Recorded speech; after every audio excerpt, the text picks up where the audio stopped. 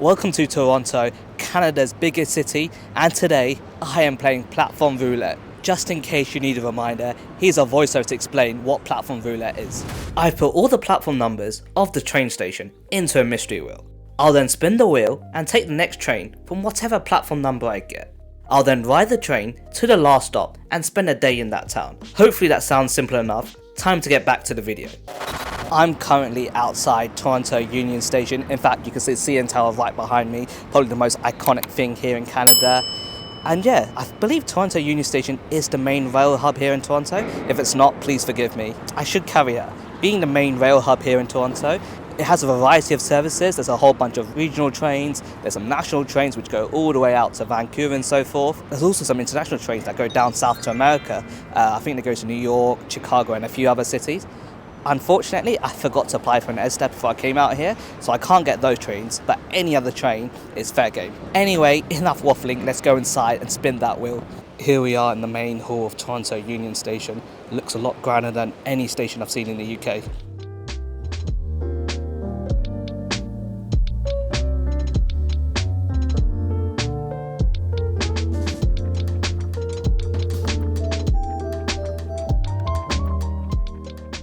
Union Station has a bit of a weird platform system in the sense that some of the platform numbers just don't exist. For example, if you look closely at this map, there's no platform 1, there's no platform 2, I also think there's no platform 19.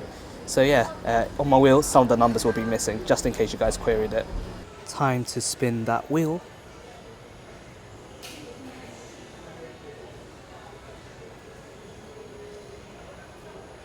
Platform number 12.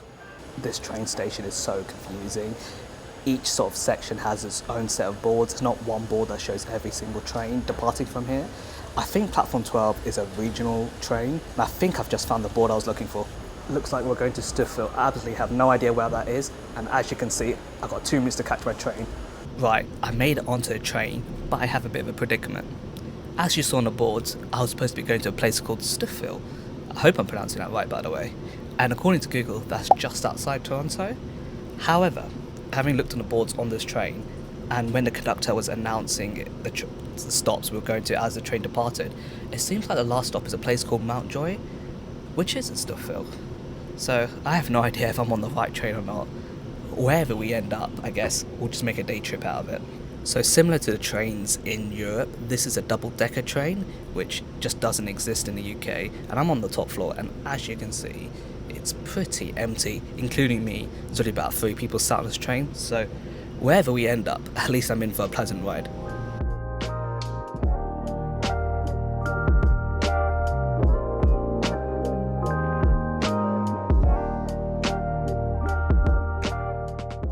Been on a train for about half an hour now, and I was doing some research, and thankfully, it turns out I am actually on the right train.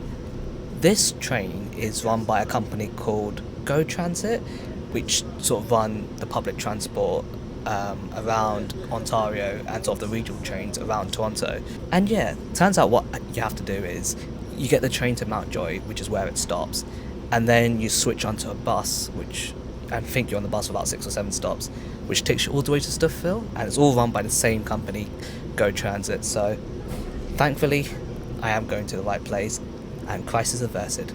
Right, here's the train I just got off. You can see how far it goes into the distance over there. It's a massive train, double-decker.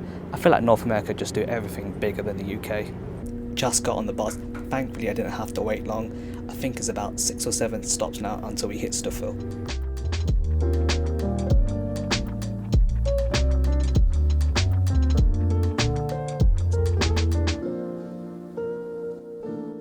After about an hour and a half, I finally made it to Stouffville. Here's the main train station, which seems to be closed. I don't know if it's a permanent thing or like a temporary thing. And over here you have the main high street.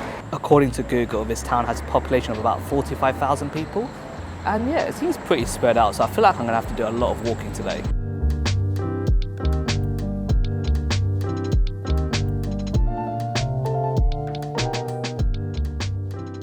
It's currently midday and I'm absolutely starving. So I think what I'm gonna do is find a place to eat and plan what I'm gonna do whilst I'm here, and maybe speak to a local or two to get their tips on what to do here. If you don't mind me asking, how do you pronounce this town? Stouffville. Stouffville. Woodruff Stouffville, yeah. Stouffville. Okay, I thought it was Stouffville, but my English pronunciation's a bit off. Are you a local? Yes. What's your favourite thing to do here? This is like so basic, but like going on drives like with my friends Oh, around nice. town. Because up there we have like a little lake, Ah, nice. and it's really cute. How far away is that from here? Like 10 minutes. By car? Yeah. Okay. And I guess if there was if like me, someone who's coming to this town for the first time, what would you recommend they do if they could only do one thing? It's a good question. It's kind of hard answering these questions since I've lived here forever. Yeah. Maybe just walking around the town. Yeah? Honestly, the buildings are so old and nice. Like, I say just a nice little walk would be nice. Thank you so much. I appreciate Thank it. you. Just went to Fickle and Pickle for lunch, which was amazing. It's sort of a American-style diner kind of vibe to it. I got myself the Philly steak, which was good, but was way too much for me. I think I only had about 50%. But the main thing is how helpful Amy was. She was the waitress I sort of spoke to in the restaurant, and she was happy to answer my questions, and thankfully told me I've been pronouncing this town wrong the whole time. It's Stouffville, not Stouffville. Just walking up towards the lake, you can sort of see what Amy was on about, this being such a nice town to just walk around. There's some like historic houses, the neighbourhood just looks very lovely, it just seems so peaceful. Yeah, definitely wouldn't mind living in a place like this.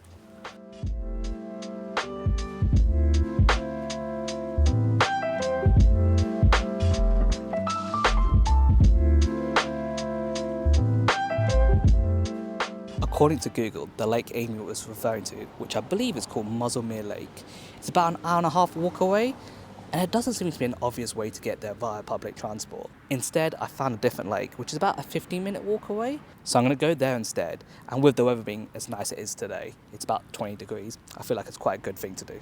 And I guess this brings me on to another important point. North America really isn't designed for public transport.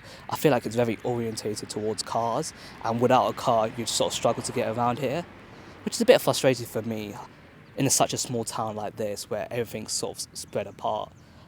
I'm kind of struggling to visit places. There was a museum which I thought would be good to visit, but it's a 2-hour walk away, which I can't really do given I'm only here for another 3-4 hours. So I guess I'm limited to the area by the main street. Turns out the lake is actually a reservoir. This is called the Stouffville Conservation Area Reservoir. It looks quite pretty, especially in the nice weather we have today. There's even a swan all the way there over in the distance. Not sure if you can see it out properly. There's a couple of benches near the reservoir, so I'm going to sit there and then decide what to do next. I'm heading back towards the main street, but I feel like I'm in quite a rich part of this town. There's some very, very nice houses here.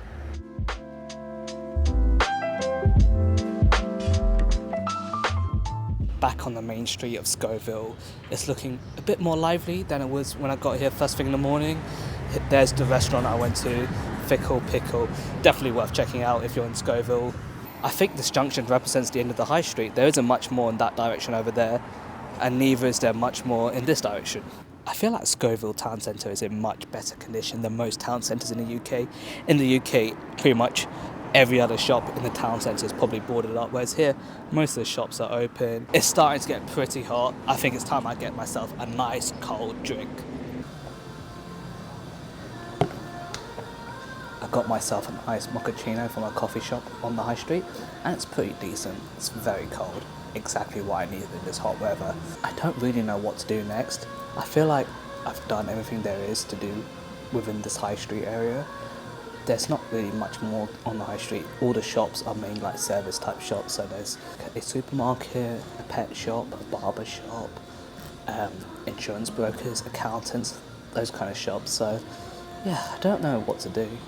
Might walk around for a bit more and then see if I can find something.